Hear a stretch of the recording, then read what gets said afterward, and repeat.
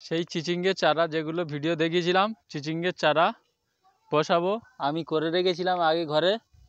প্রথমে মাদা কেটে নিয়ে এই পুরনো গোবর সার দিয়েছি, তারপর খোল দিয়েছি প্রায় 150-200 গ্রাম করে, তারপর 10-26-26 দিয়েছি 70-80 গ্রাম করে দিয়ে এটা কোপ দিয়ে নিচ্ছি।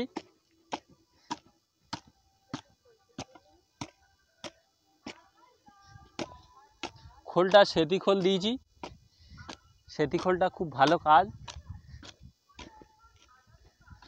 সাদা খোল। চারাগুলো কত সুন্দর চারা দেখো, এইটুকু গ্লাসে, এই গ্লাসগুলো আবার কাজে লাগবে।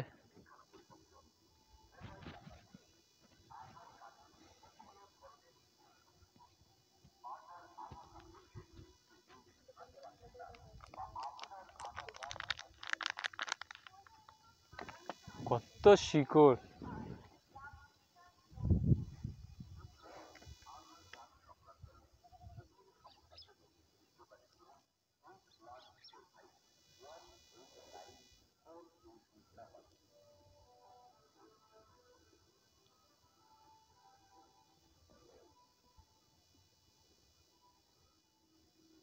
চারাটা বসিয়ে নিলে নিয়ে এবার জলটা দিয়ে দেয় হালকা করে,